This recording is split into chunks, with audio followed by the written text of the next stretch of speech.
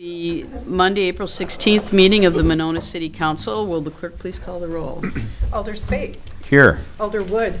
Here. Alder Kitzlar. Here. Alder Moore. Here. Alder Koor. Here. Alder Holmquist. Here. Mayor O'Connor. Here. Please rise for the Pledge of Allegiance. Allegiance to the flag of the United States of America and to the republic for which it stands, one nation, under God, indivisible, with liberty and justice for all. All right. Is there a motion to approve the minutes of the April 2nd meeting? So moved. Any corrections or additions? Yeah, I have a correction.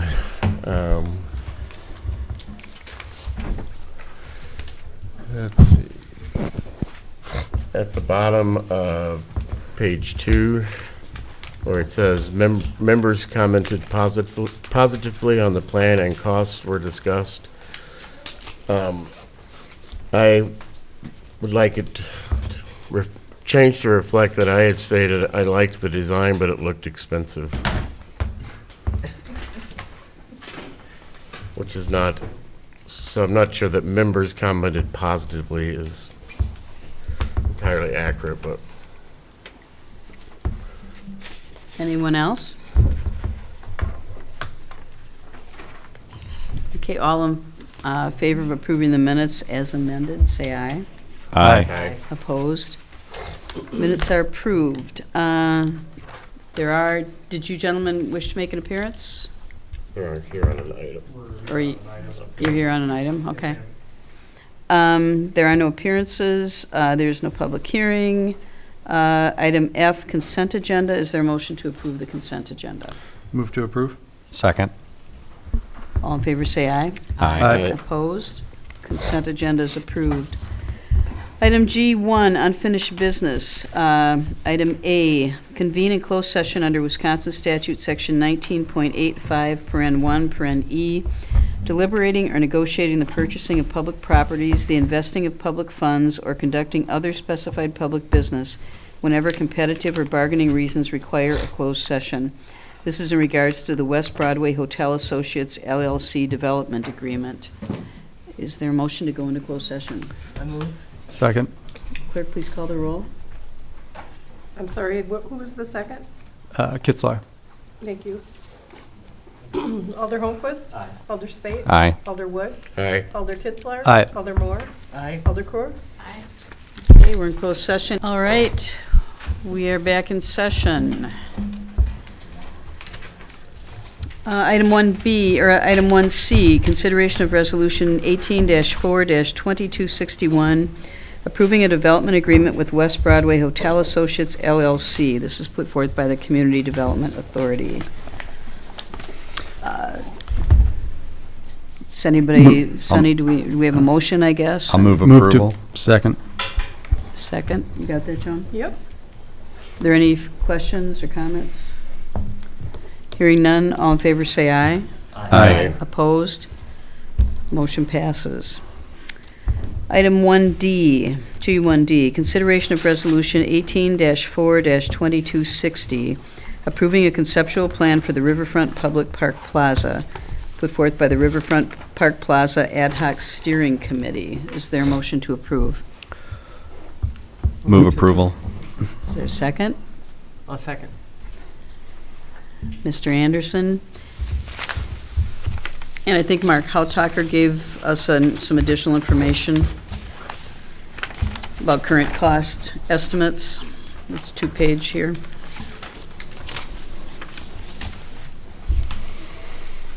I was just going to pull up the conceptual plan in the back there for you to.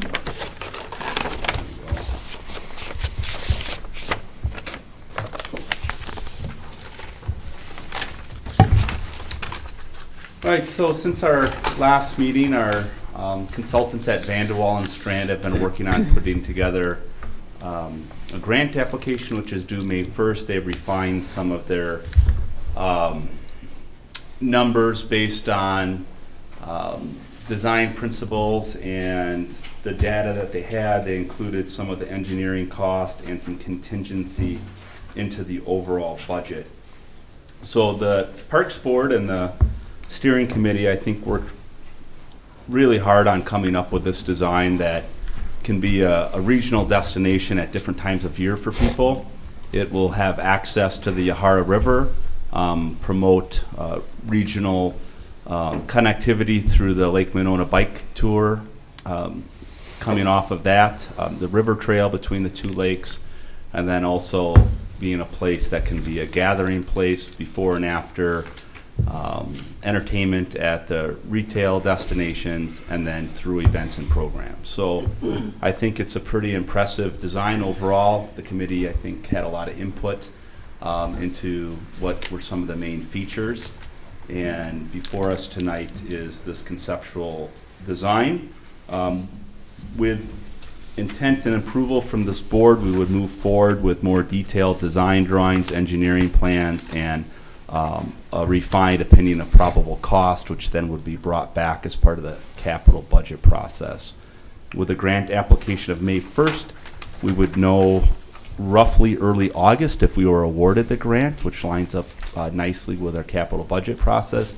And so all those numbers would be known as we get to that point of committee of the whole.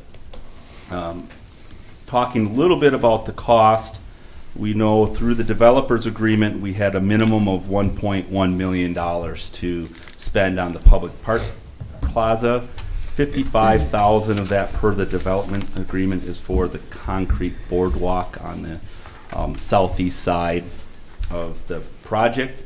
We had a design contract for the shelter build out for $24,500.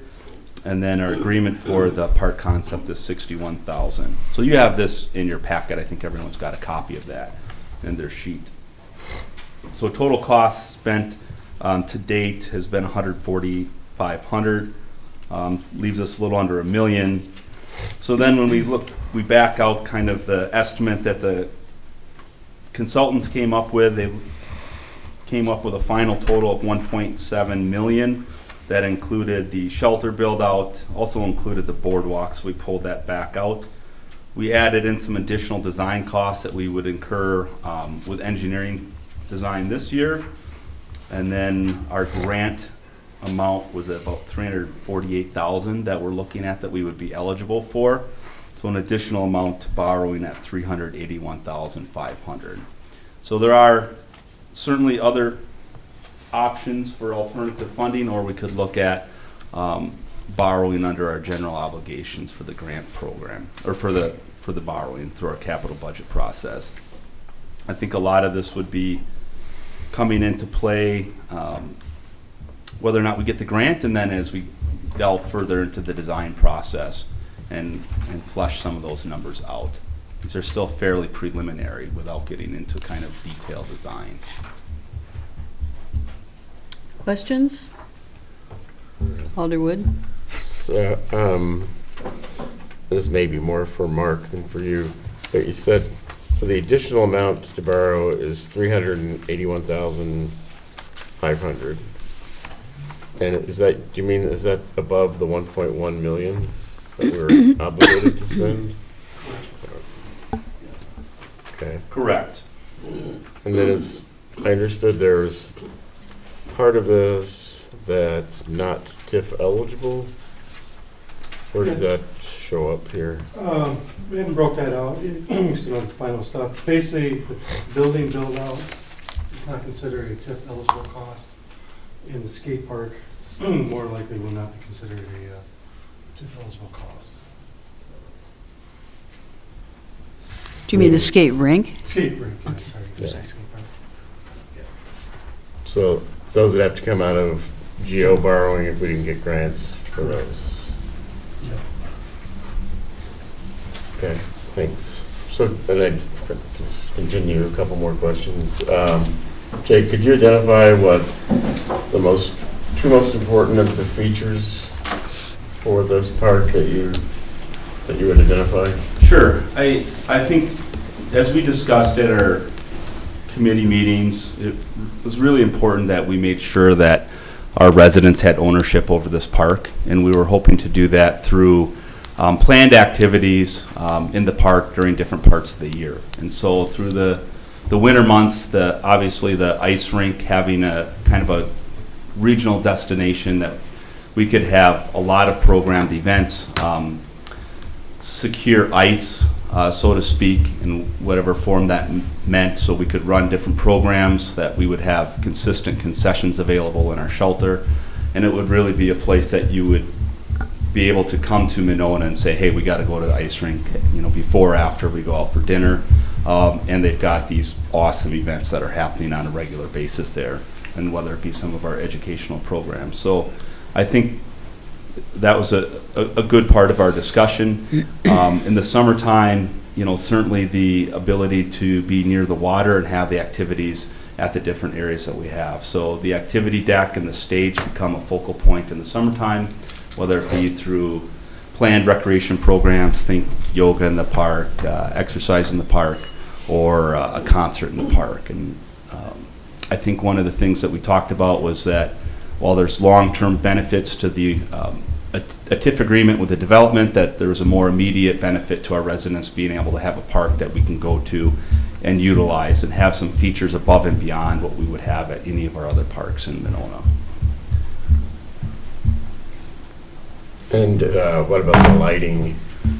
Yeah, sure. So the lighting I think, was a really important part of what we wanted to do at this facility, with lighting up through the trees, lighting across the green area, that it would be almost a magical walk, through a park. And so if any of you have been through Tresta or Lattice at night, it's quite a different feeling than we would have at some of our other parks that don't have that lighting. So I would say think of what we have at Lattice and Tresta on steroids, as far as lighting, both that bollard type of lighting, the uplighting of the trees, some of what we would call twinkle lights across the green space. So that in itself is, we're going for that unique situation where, you see a photo on Instagram of this place and everyone knows exactly where you're at.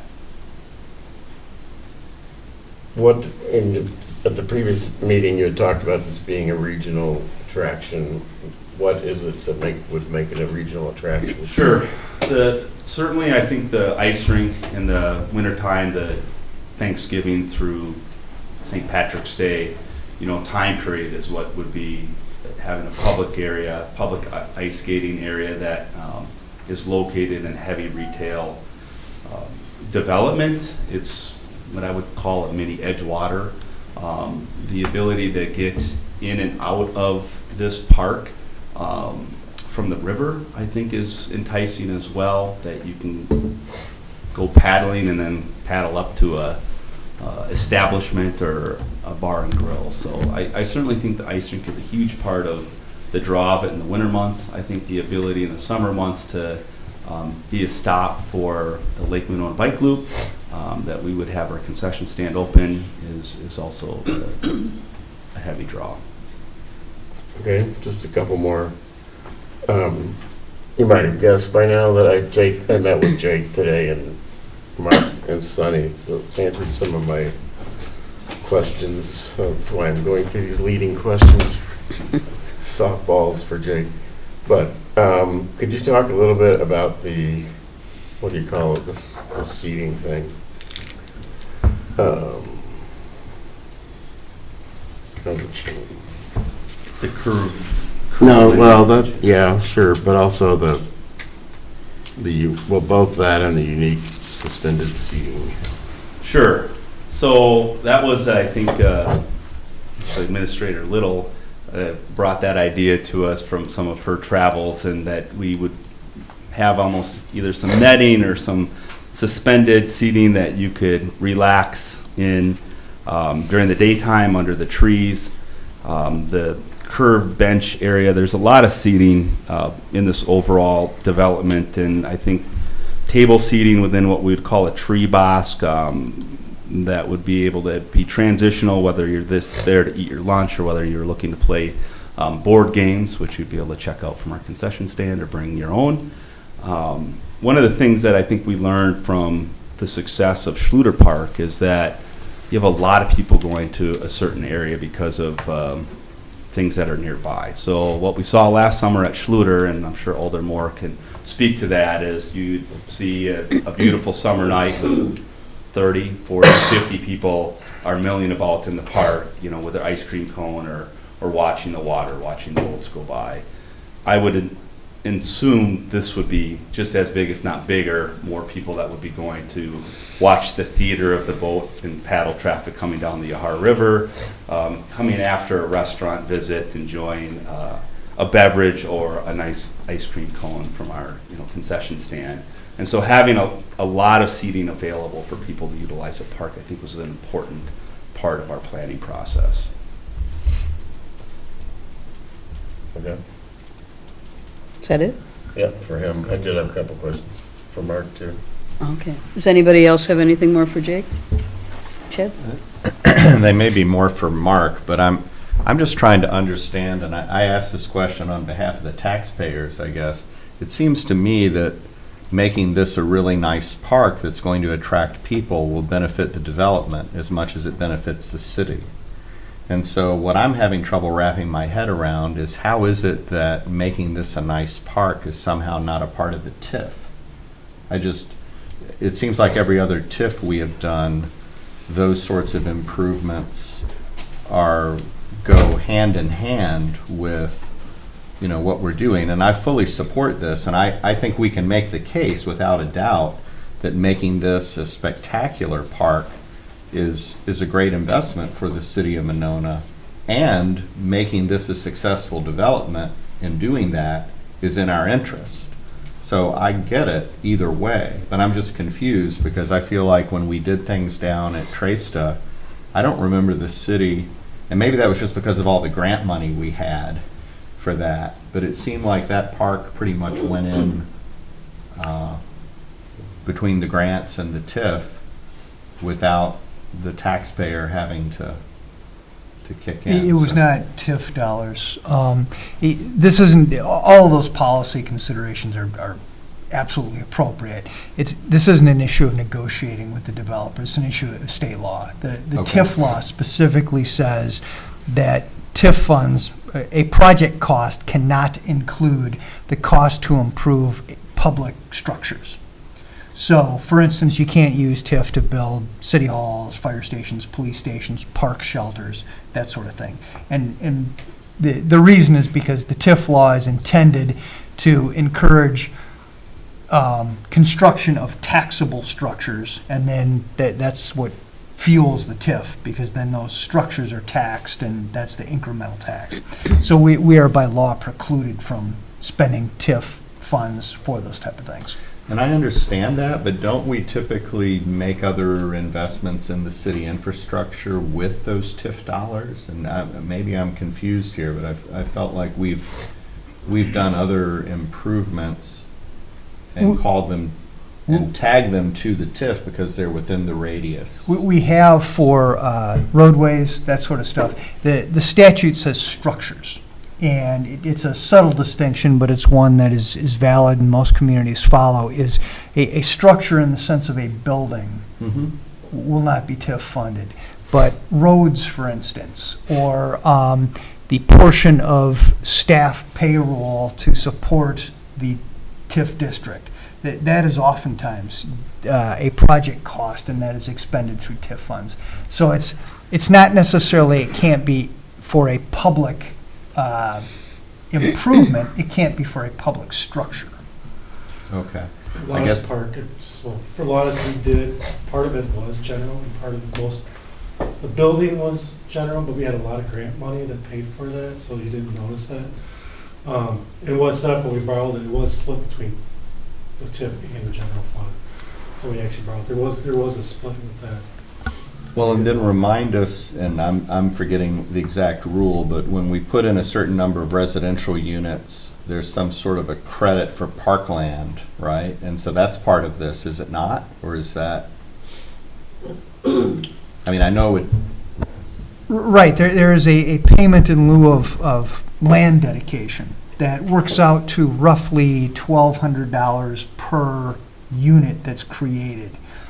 And the developer here is paying that fee.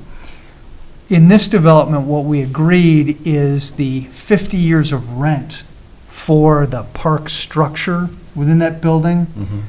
will be the same amount as the amount he's paying in lieu of the fee. So rather than us getting those funds, they're going right back to the developer to prepay 50 years of lease. Okay. I guess the only other question I would ask, and again, this is just for clarity, I understand the distinction between buildings and public infrastructure. It would seem to me that the parkland isn't a building. It's an infrastructure, right? The land itself is no different than a road or a sidewalk or a bike lane or something. It's a park. So are we exploiting that? I mean, we're due this $1,100,000, which I would think we would apply to the buildings, which otherwise would not be a part of this. And then if there are expenses related to this park which can be paid legitimately by the TIF, are we segregating those out and allowing them to be covered by the TIF? Does that make sense? It does. So pretty much everything's gonna be covered by the TIF. All the $7 million. The only thing for sure is about $200,000 for the park, the build out of the building, and the skate rink, the ice skating rink. I'm not for sure, I'm pretty sure that's not TIF eligible, but it could be a borderline type thing. But everything else, like the lighting, everything else associated is a TIF eligible cost. So everything else in that stuff is TIF eligible. So that would be covered in their payback for the TIF analysis. Mark, or Doug, did you have some more questions for Mark, or? Yeah, just a couple. So this would, as I said before, we need to, I believe, borrow an additional $381,500 as a TIF loan for this project. And we were looking earlier today at the spreadsheets from Vanderwall for how the cash flow is.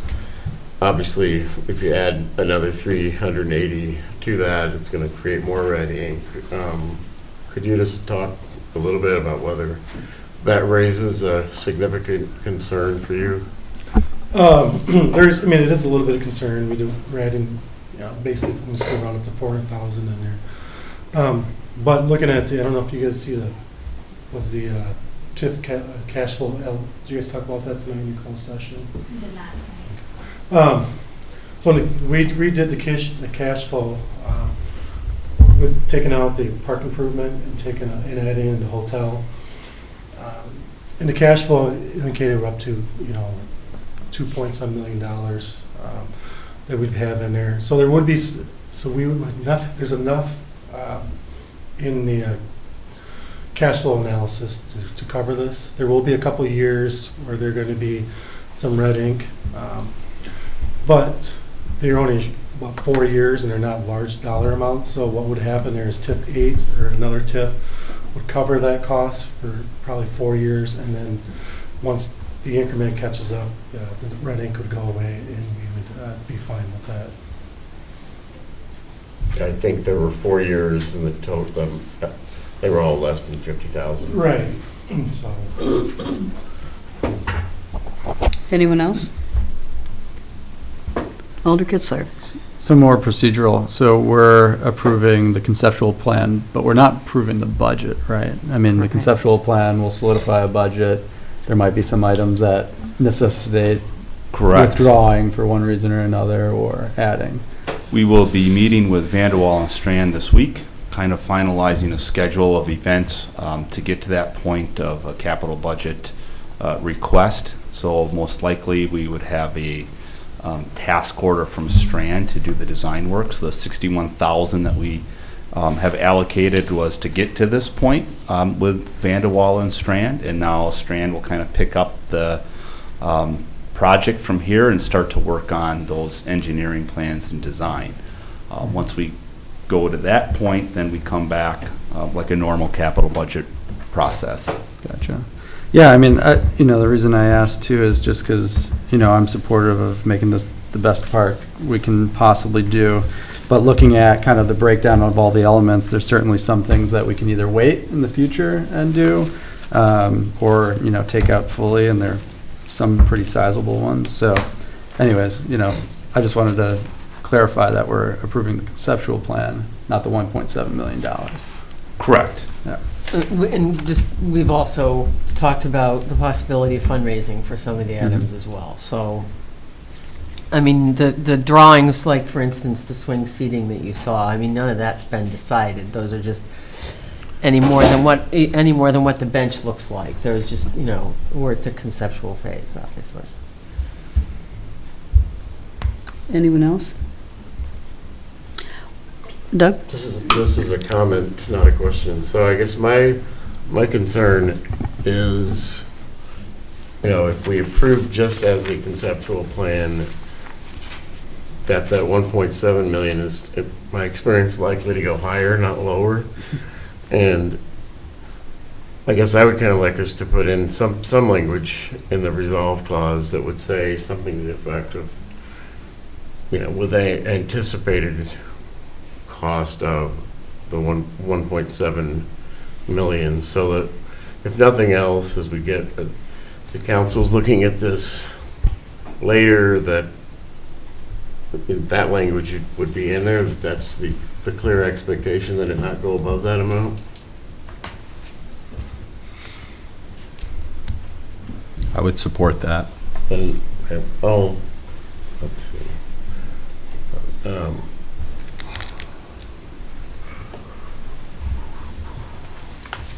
I will move to add in the now therefore be it resolved clause. The conceptual design for the Yahara Riverfront Public Park Plaza and building for what did I say? Expected cost not to exceed $1.7 million.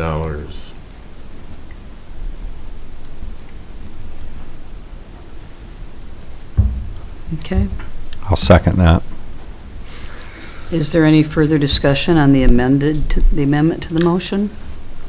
Well, I guess I'm struggling with that a little bit because it is conceptual, and I'm not suggesting that we would go over that, but it seems to me, well, first of all, are we saying 1.7 of tax dollars, or are we saying $1.7 regardless of what the source of that fund, where the funds come from? I mean, if we're talking about raising other revenues and generating grants,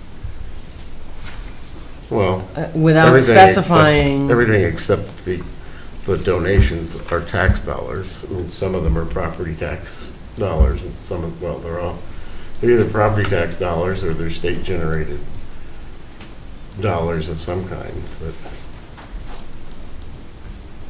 those are tax dollars too. They don't come, all of it doesn't come out of our constituents. But I see what, I mean, I do see the larger point you're making. I think the primary point, correct me if I'm wrong, of getting the resolution passed tonight is that we need a resolution in order to move forward with a grant, correct? Well, that's a separate resolution that's on the agenda a little bit later. This is to start the design ball rolling and get us to the point where we can start saying light fixture A or light fixture B, through our ad hoc steering committee and park and rec board meetings, so we can get to that finalized probable cost opinion by budget. I thought we were including both resolutions as part of the grant process. We don't need both resolutions as part of the grant? I think it would behoove us to have both, yes, tonight. Would it make more sense to first, is that a little bit of an issue, I think, with the language there, as it is written currently, where it says, For which one? and then now therefore be it resolved clause, the second to last line. that the conceptual design for the Ohio Riverfront Public Park Plaza and building as presented on the attached. Not sure what does that mean this thing, the PowerPoint? Correct, yeah. Okay. Didn't know if there wasn't. Okay. Alder Kitzler. I mean, kind of for some of the same reasons as Alder Moore, I'm a little hesitant to put a dollar. I'm certainly cognizant that I would like to keep it under. I mean, in some respects, you know, I'd like to go back to the designers and say, we said 1.1, what can you do for it? And see what they come up with. But I just have a hard time putting a dollar amount on it. I mean, certainly if it passes, I'm all supportive of it, but. And you're also shorting them $5,000 according to our document, so. Well, I was taking account of the fact that it is an estimate, so. Yeah, no, but, I mean, that's the number we have. We don't have Yeah. any other number. That's, you know, the $1,705,000 is the total opinion of probable construction cost. I'm just trying to find some way to, rather than just give sort of an open-ended approval of a conceptual design. yeah, I mean, if you wanted to refine the wording a little bit, because I do see that it has the 1.3 or 1.4 million attached. But we could just say as, refer to the estimated construction budget that we got tonight. This thing, rather than saying the 1.7 million. How would you like to do that? Can I ask one of you a question real quick? Probably a naive question. Usually prices go up. Is this a generally conservative estimate in your opinion, or is it a high or low? Or It includes basically a 20% contingency, which, you know, typically we would go with like a 7 to 10% contingency for a project. So it's, and it, yeah, so part of it, yeah, part of that is engineering's rolled into it with the grant application, but 20% above. So, I mean, again, they're going to be more conservative before they get into kind of the minutia of design and planning and err on the high side. I mean, I look at some of these line items and I know for a fact that they don't cost that much.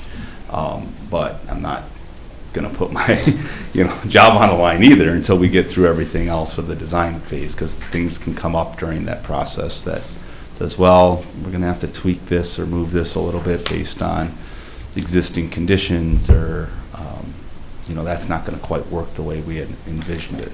The goal of this was to make sure that this whole body was comfortable with this plan that has gone through at a committee level, so everyone has had eyes on it and sees it. And as we kind of go out now in the public and kind of promote what we are excited about, that this project is kind of, at least in theory and shape, what we could expect that it could look like come next summer in August.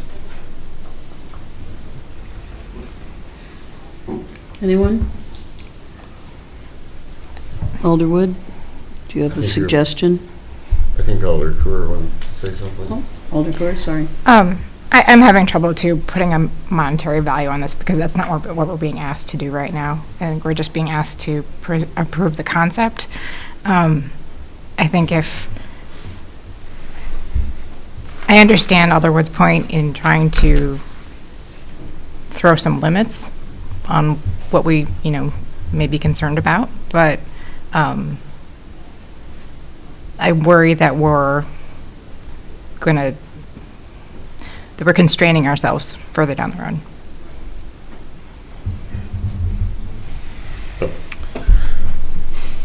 Alderwood? Or Alder State had a comment too, or anything? Well, I was just going to say that, I mean, this is what I do for a living. We design things and we have to, we talk to our client about what is your budget and what can you get for your budget and what might you choose to spend more money on. And at the end of the day, the city of Monona is going to have to decide which wants we want to add into the base needs that this park presents to us. And I don't think we're going to do everything that is proposed. But my concern between what we're being told about TIF eligibility and what is clearly a spectacular public park that I believe it should be, but I'm concerned about where it's going with dollars, and I just think we're communicating to the designer and to the team that's engineering it that we have limits. And it is, when they look up at the sky, that is not the limit. We have actual limits, and I don't think there's anything wrong with conveying that. You know, and particularly at a time where I think, you know, contractors are feeling like they can, you know, add 20% onto things just because the economy is doing so well. And I find that appalling, but that's the reality out there. So I think we do ourselves a favor to voice that opinion at this moment. You know, we put them on notice. Alder Moore? Yeah, I guess I would just say that if we were dealing with a engineering firm or a contracting firm, or for that matter, an ad hoc committee of people that we didn't know and were irresponsible, then I think probably putting limits on might make sense. But the reality is that the ad hoc committee is made up of individuals, including two alders that sit on all the other committees in the city, so they're very much aware that the city doesn't have an endless budget. And the architects and the engineers that we're dealing with are people that we deal with and also sit on city committees, and so I don't think that there's any likelihood of anything nefarious going on in terms of them trying to for any one of us, for that matter, for being irresponsible in that regard. I mean, we recognize that we want to get the biggest bang for our buck and that we don't have an endless budget. But I feel like right now, again, we're at the conceptual stage, so that the dollar figure that's been thrown out there is, I mean, just even over the course of the last month, just getting down to the actual numbers of what's available, you know, was one whole peeling of the onion, if you will, in terms of our commitments with the developer that we already made to. So, not to mention the grant. So I guess it just feels like it's, you know, we have a responsible group, I think, and to place a budget amount on it now would be kind of arbitrary. City Administrator Little, did you have something to add? Yes, I think, I was talking about it, we would like to see what we could pursue in terms of grants, donations, naming rights, you know, but at least having the concept, it gives us permission to put ourselves out there and try. Right. And I think if we have some time to make those pursuits, we'll have a much better understanding of what might be possible. And we could always decide, you know what, we don't think it's feasible to do a fundraising effort for this component. Maybe we pull it back or put it in the second phase, but at least it would give us the time and the direction that we could even entertain the question and pursue it. Right. For instance, one of the things that we've talked about in committee as an example is, you know, you see that there's an art feature there. And one of the things that we talked about in committee is the fact that, is that art feature likely to have some water, or do we need to, just for the purpose of infrastructure, you know, do we need to be running water to that in case we don't know what piece of art we want right away, or we can't afford the piece of art right away? And what we decided as a group is, no, we would like to make sure electric is there, because almost anything we would put there, we would want some lights on, but we don't need water. So the sum and the substance of that being, you know, maybe we don't put the art feature in right away, or maybe we don't buy the ice rink right away, even though we still plan for an ice rink, you know, so, or some other feature, you know. So, you know, and you know, so I think, again, I think it's,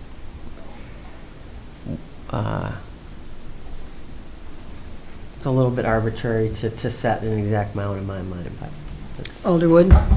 Yeah, so, well, it's not, I don't think arbitrary is not the right word, because we're using the number that staff gave us of the estimated probable cost.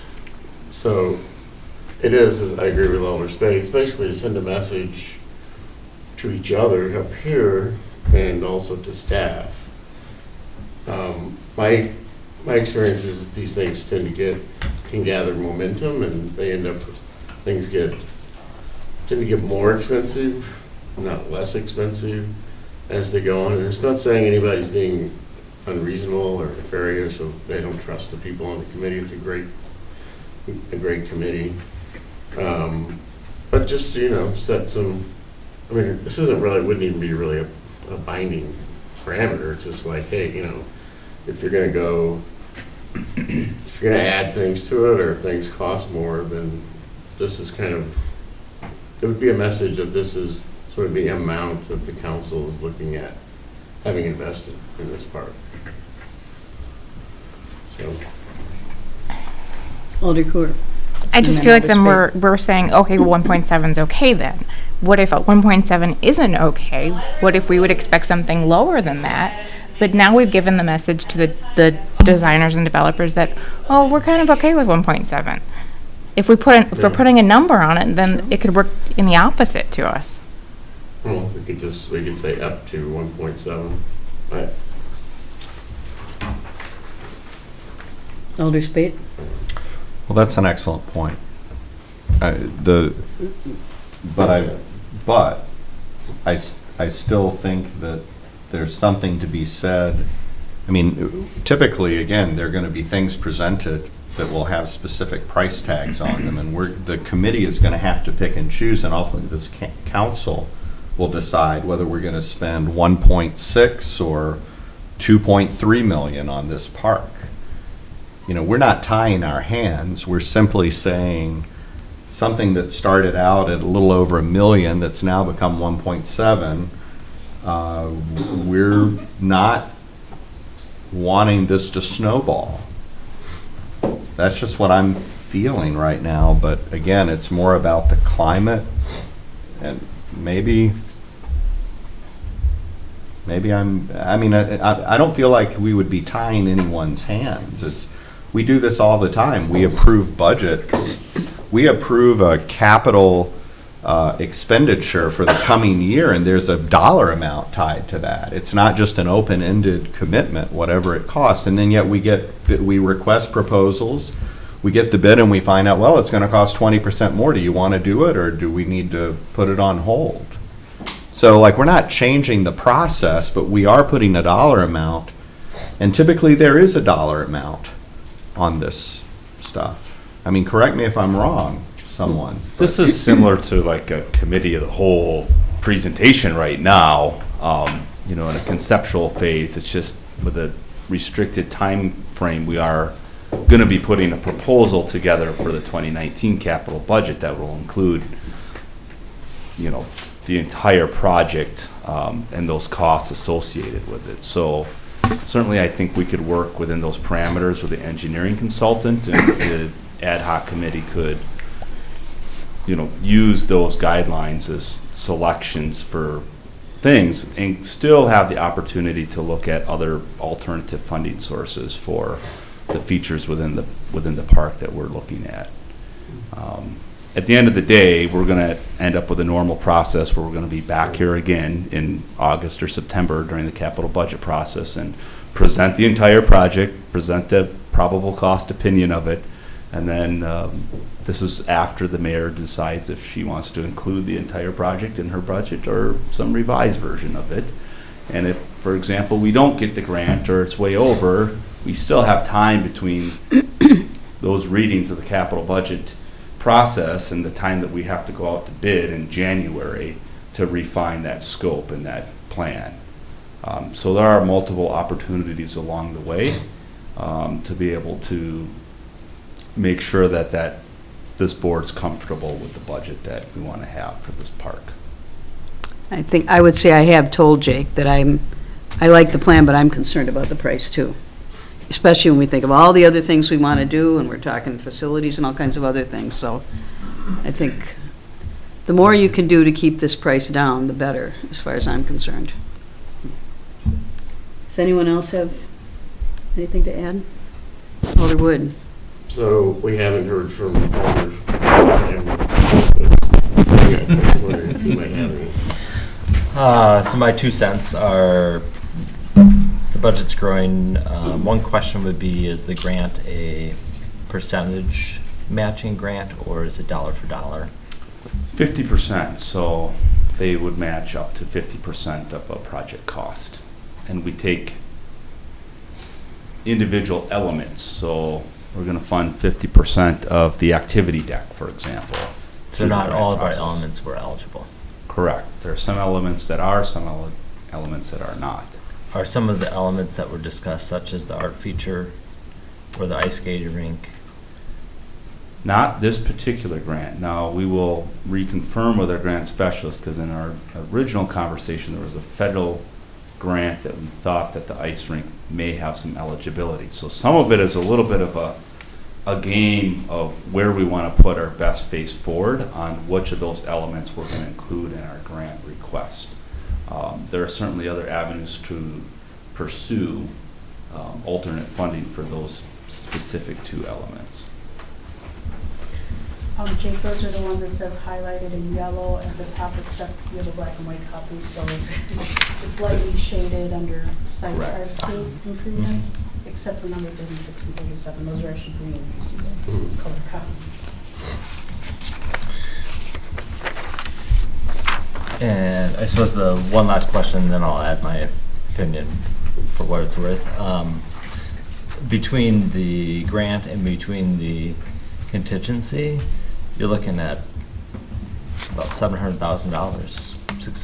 $650, which is a good chunk of the additional costs.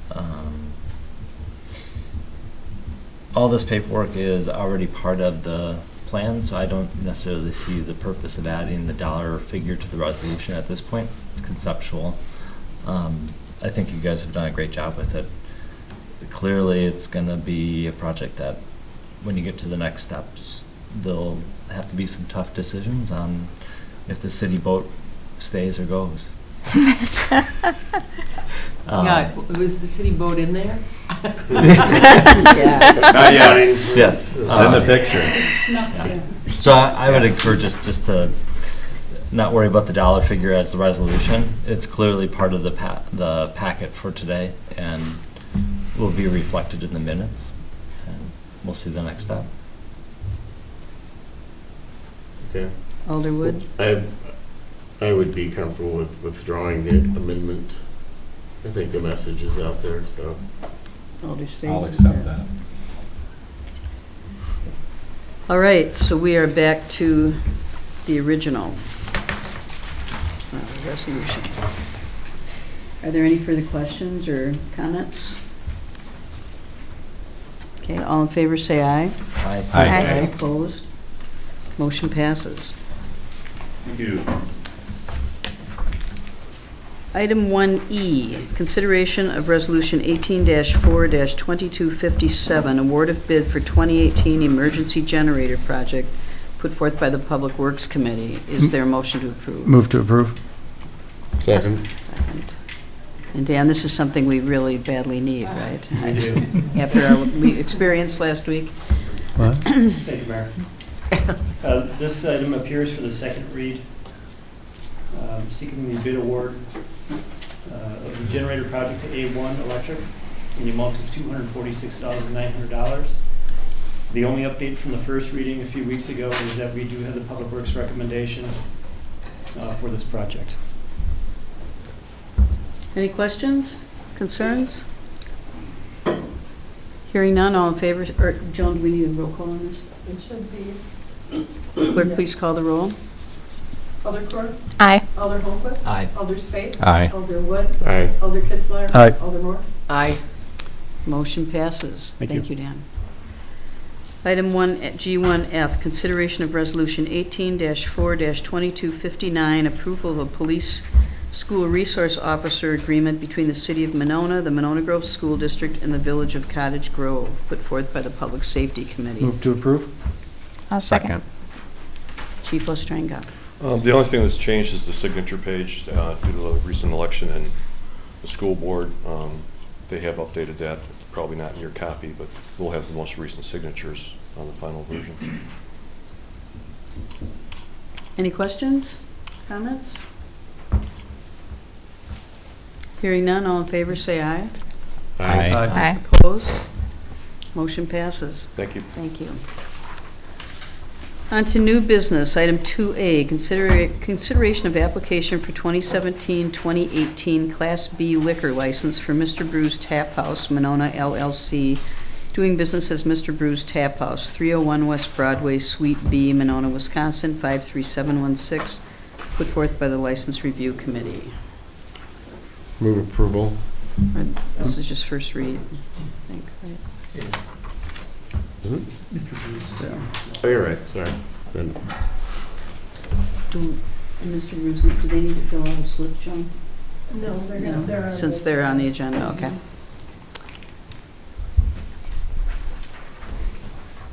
All right, how do you want to handle this? I can give an introduction and then you can turn it over to you, Jay. So, and as you see, there's the next item is also for Class B liquor license from La Rosita.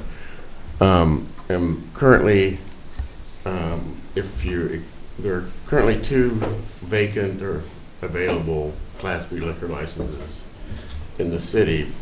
However, one of those is expected to be used by the new restaurant at the Riverfront project. In fact, it's a very key part of that whole development. So essentially, in reality, as a practical matter, there's one available. And the License Review Committee, I think, talked about this at two meetings, got some information from both applicants, and ultimately recommended the approval of the license for Mr. Brews. We had some additional information that's not in the city council packet. I don't know if you have seen what's in here. Yeah, I just saw the additional page that I sent to you the other day, but Right. the remainder of all the information did not make it into the packet. So, I don't know, maybe why don't you just you take it over from there. So my name is Jake Clements. I own the Mr. Bruce Tap House. My father and I do. We've been running it for the last 2.5 years. We currently are looking at some different avenues to increase revenue to our location. One of the avenues that has been approved from the Mr. Brews corporate portion is the bringing in of liquor into our business. We have been approved for specific liqueurs and are looking to do that to be a little bit more competitive with some of the other restaurants and competition we have in the area. We're looking to bring in some crafted cocktails and different single pour mixed drinks to add to our menu. We are not going to be doing shots or it's more of a top shelf type concept to match the higher end craft beer we deliver to the customers that we have. Part of the information that Alderman Wood was talking about is we have a conceptual plan for our crafted cocktail menu that we were doing. That information was part of the committee information we submitted. We thought was going to be part of your packet today. It did not make it in, but just the idea that what we're looking at doing for the liquors that we're going to bring in, as well as There's some restrictions to what we can do with that put forth by the franchisor, telling us that if we are caught doing, say, shots, giving people shots, or going outside of our approved liquor list, there are fines that can be implemented to us. But that's kind of not what our concept is or what we want to do. We want to stay kind of a family atmosphere, but we're also feeling that we need to provide liquor to get in a little bit more customers to our base. Any questions? So next meeting, we should make sure that their draft menu is included in the packet. Joan can provide that, so it was in the LRC packet. Can you talk just a little bit about what you expect the retails, what your gross sales to be, or what the impact would be on your gross sales? We're looking at currently our east side location saw an increase in the first few months of $250 a day in increased revenue coming in.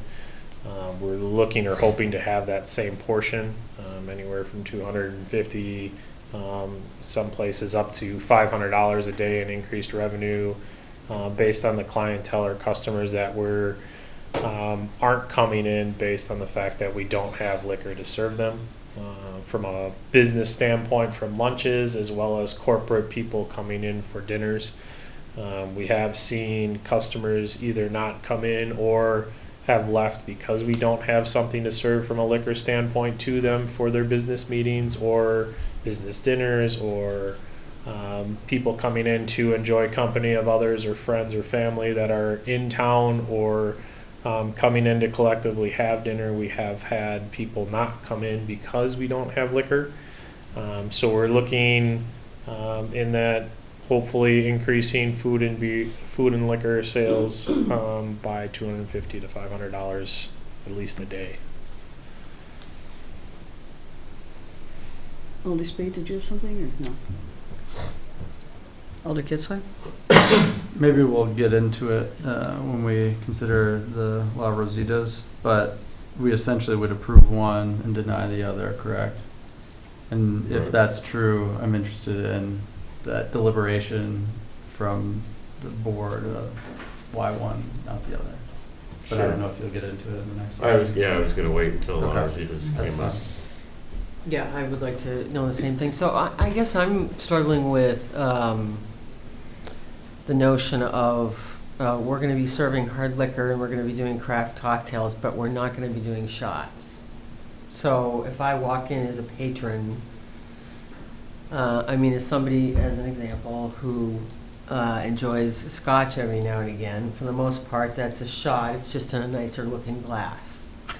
It's served neat, yes. Yes, And that's so- would be the consideration of a served neat, but we're talking usually 11 to 12, somewhere in the $14 range for that scotch or bourbon that we would be serving. It's not a $4 or $5 shot of Jim Beam that is served in a small glass for people to consume in a rapid pace or anything along those lines. Is what Right, we're but I'm just trying to entertaining. figure out how you corporately and otherwise, as I'm watching the chief laugh,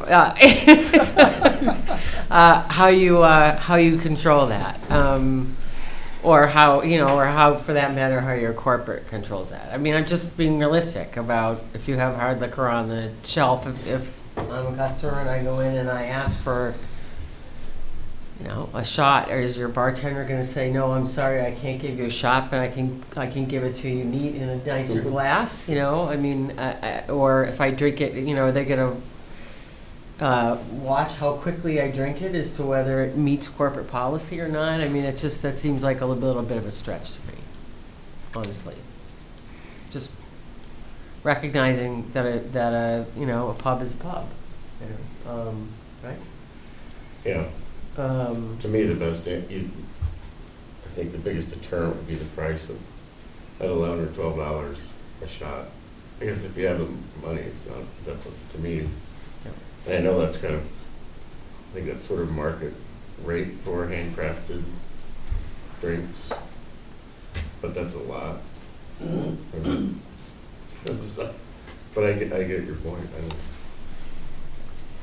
We're not going out of our way to promote the portion of, I mean, yeah, we're saying, yes, you can have a drink neat. And yes, it does come to an idea of being a shot, but it's not, we're not pouring shots. We're not serving shots to people. Right. It's our look on it. I understand that that's not, It's not a- sort of the culture that you want to develop. On the other hand, there is obviously a sports bar element to it, and so if people are watching football games or whatever, I could see where, you could easily cross that line. But I guess my other question, to go back to the review board a minute, would be not only as it relates to the other license, but you mentioned that there's 2 available and that you need to reserve one and only one beer hall. That's correct? Right. And there's nothing else in the pipeline outside of a singular license, regardless of the fact that he's going to be doing events and doing other types of things at the AR Commons, where we are sure we have one to give and we'll still have enough for anything that's in the pipeline. As the development is planned, yes, there would only be the need for one, as currently planned. We have communications, emails from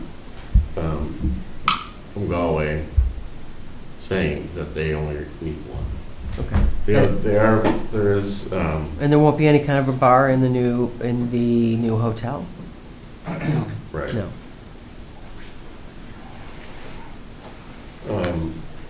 As far as I know, there's no other proposed development somewhere else that would need it. I mean, it's always nice to have one in your pocket. I mean, as far as the city standpoint, but on the other hand, do you do that and turn away what at least the license review committee thought was a bona fide worthy applicant for the license, because maybe sometime in the future that might be Right.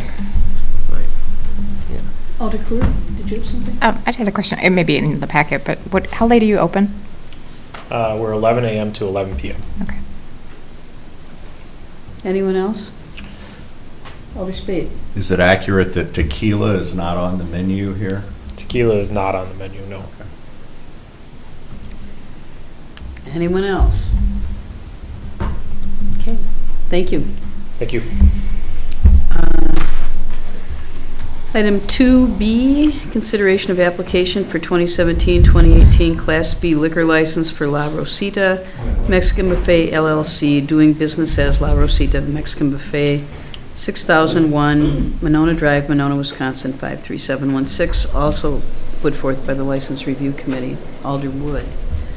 So, yeah, the License Review Committee did recommend denial of this application after fairly lengthy discussion, really on both of them, because for any time, the city attorney can speak to this as well, but anytime when we initially grant the license, we have very broad discretion about whether to grant it or not. Once the license is granted, they're very difficult to get back. And we have approved a couple, in my opinion, in my time on the License Review Committee, that I wish later that we hadn't, because we really weren't doing the business that much value. They weren't really doing the city much value. And I think from our standpoint, it's really how much does the awarding of the license, how does that promote the public interest or the governmental interest of the city? So we want to be very careful about granting any new license. That being said, we did recommend approval of Mr. Brews and not of La Rosita. And the committee could have recommended approval of both or neither. We talked about that. one of the key differences between La Rosita and Mr. Bruce is that La Rosita doesn't have any, or now has very, very limited experience in serving alcohol on premises. Well, they just very recently got a Class B beer malted beverage license, and I'm not sure, I haven't been in there if they're serving beer yet or not, but that was like 2 meetings ago, I think, that we approved it here. So that was, that was part of it. Maybe I think a really significant part for at least some of the members of the committee. The other is they were only talking about serving basically tequila, doing margaritas, and I think they said daiquiris. Sure. Yeah. And they close, I believe, at 9, if I'm not mistaken. Certainly no later than that. So there was a concern there of what I was talking about, are we giving a license to a business that won't really be fully utilized and isn't really net, well, that's the main thing, I guess, from our standpoint, is the public interest. So that's. Any questions? Alder Kitzler? Were these representatives from La Rosita's present during the deliberations? And They came to, actually, this was on the License Review Committee agenda 3 times. The second time, we'd asked them for the first time, yes, they came to the first meeting, both applicants did. We asked for some additional information at that, and unfortunately, at the second meeting, we didn't have a quorum. One of the members had a conflict on these 2 applications. So on these issues, we didn't have a quorum. So then it was on the agenda again last week, and they did not appear last week, or obviously tonight. I don't know what my take on it at license review was not to read anything into that, and I don't know whether I assume we haven't heard they're not interested in pursuing this. No. Did you get the additional information? Yeah. You requested, you have received that. Any other questions? Alder Holmquist. What's the population change when we would have a change in the number of license? We need to increase about 500 above what the population was in 1997. The population then was roughly 8,600. So we would need to increase our current population by 1,500 in order to gain another license. Is the date at which our base number is defined as, does that change, or is No. it based on It's set, whether with the rule changes at state level? it's set in 1997, and that's it. That's when our quota was set, and it doesn't change from that. Without a statute change? Right. Sorry, More? because Joan was speaking in the opposite direction, I didn't quite get all of that. So it's you said 1,500 or 500 additional? In order to gain one additional license, we would need to gain 500 in population above the population that was set in 1997. Okay. In 1997, the population was 8,600 roughly. Okay. Currently, it's 7,500. So we would need to gain 1,000 to meet the 86. Got it. But in order to get another license, we would need to be at 500 above that. So I'm extrapolating that we'd have to raise it by, our population by 15. Okay. Alder Holmquist. One small follow-up, Joan. In the state statute, there was a caveat that Monona had an additional one based on what was written previously. Yes. Would that go against us if we ever were to reach a population gain? No, we did gain a license with a statute change that was very narrowly focused on Monona and maybe one other community. That then changed our quota at that time. So, no, it would not affect it wasn't based on population, that additional quota award, so it would not be affected by the In population. the premier districts, development districts, is there an opportunity for Monona to explore that as an additional way to leverage license? That would be a question for Attorney Cole. Yes, it's something we can look at using the riverfront development as a premier destination. At first blush and reviewing it, it looks like it might qualify for that. We haven't proceeded further yet because it would entail some work and some time, but that is something that it's an alternative that would be available to the council. How much would that cost? It's pretty expensive, isn't it? Yeah. Yeah, It's $30,000 for the licensee, non-refundable. In order to get one, we would gain 2 licenses, but each of them would cost $30,000 to the licensee. So it kind of would be a hit for a small business coming in. So What's the cost for a licensee otherwise? Because we don't have any reserve licenses, which is a whole different section of the statute. If we had any licenses available in 1997 that were not issued, we would have to charge $10,000 for each of those, non-refundable now, but we don't have those. A normal license for liquor, for hard liquor, is $500 for the liquor and $100 for the beer. You have to have a beer to get a liquor, so their cost is $600 normally. So it's a huge, it would be a pretty big burden on a business.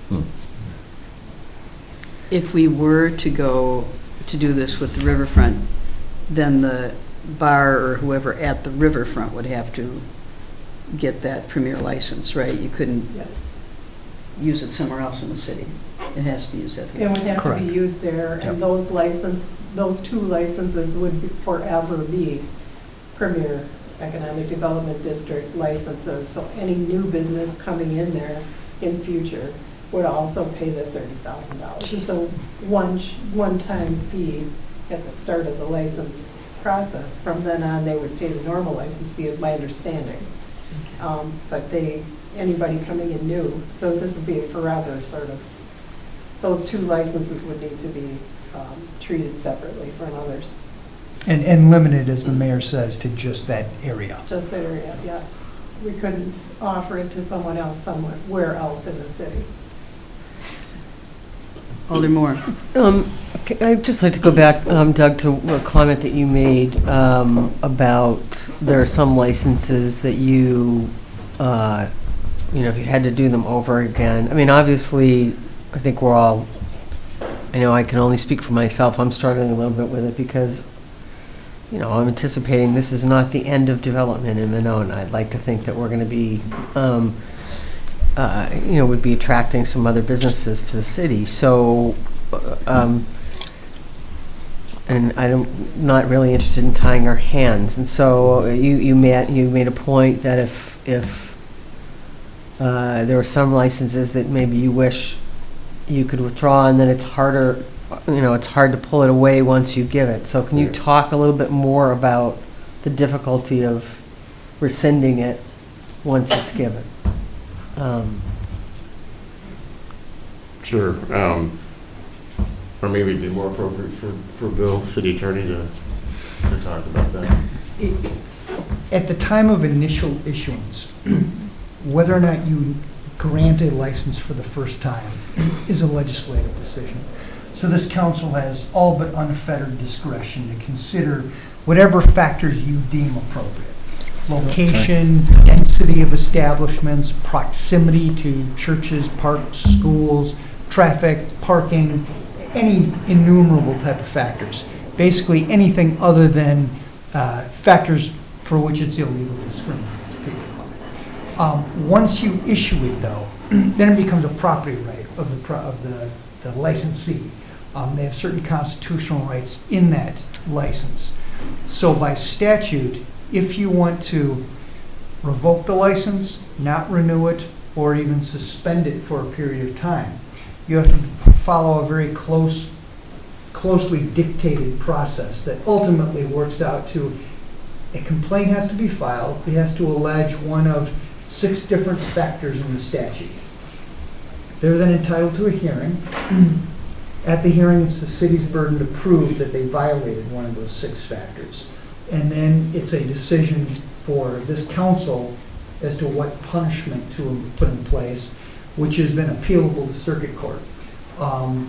Most recently, this was probably 5-6 years ago, we went through that process with Bourbon Street Grove. We ended up in circuit court on that. And that's why I think, to Alder Wood's point, if you're going to consider factors such as underutilization, which is an obviously perfectly proper factor to consider now, once you grant the license, that's not one of the 6 factors in the statute. So if you grant somebody a license and they serve 1 beer a month, you can't take that license away by saying, you're all but not using that thing, and we can put it to better use elsewhere. Once they have it, it's all but certain they're going to keep it unless we're able to show one of the 6 factors, and the 6 factors are fairly burdensome for the city. Anything else? Alderwood, were you going to say something? No, but, well, I guess I would just say that the licenses do occasionally turn over or become available. So granting one and leaving us with none, we've been in that situation before, and then somebody has gone out of business, or and so they've become available. So we have, like I said, we have been at that level before.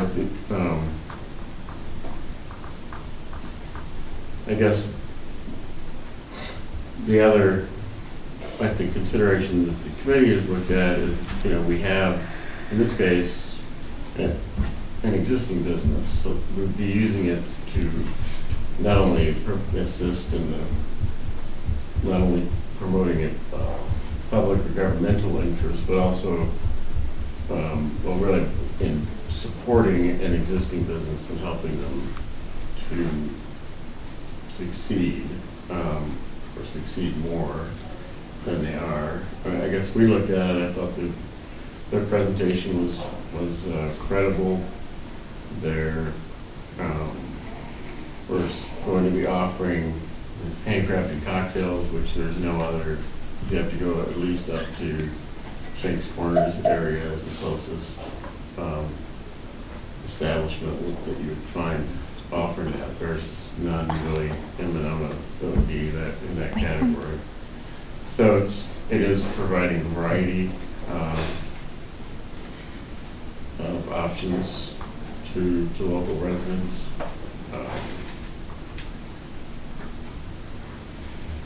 So I guess I think the committee sort of would look at it as holding on to that because there's this elusive, unknown future possible development. They would not want to do that. So. How many liquor licenses do we have? 19. Anyone else? Alder Court. Well, I would argue that this really isn't bringing something that's not available across the road. I know Waypoint has craft cocktails on their menu, so there's something to be said for it's already in the market. Yeah, well, at least looking at their website, what they offered wasn't comparable at Waypoint, but I don't know. But I don't think you're probably correct, because I haven't been there in a while. Alder Spate. Could we clarify the 19 licenses? Because, this is these are establishments that already have a liquor license, or they have a license to serve malted beverages. So is it 19 licenses for hard liquor, or what? That's what I The meant. quota is 19 cars. So, Okay. yeah, just to clarify, because Beer is unlimited. Oh, okay. There's no quota for beer. Okay. there's basically Thank you, Tappan League. a sort of scarcity created by the statutes. Is that a list in the packet, Joe? Maybe No, not. it's not. Do you need that list too? No, that's, well, Of- sure, of our for next list. time, yeah. Okay. There's no limit on the beer and wine, though, No. licensing? Okay, No other license has the statutory limit. okay. And it's, yeah, I mean, it's clearly. I don't know if you something- saw the news today, but Taco Bell is suing Madison. I don't know if you saw that. Taco Bell is doing that. Yes, because they want beer in their establishments. Yeah. Hmm. Anyone else? Okay, we'll move on to the next item then. This will come back next time, so. Yeah. Item 2C, consideration of resolution 18-4-2262, approval to apply for a DNR stewardship grant put forth by the Parks and Recreation Director, and this is starred for immediate approval. Move to take this item out of order. Second? All in favor, say aye. Aye. Opposed? Motion passes. Move to approve. Second. Mr. Anderson? I don't have anything to add other than I'm getting thirsty. Go ahead, talk.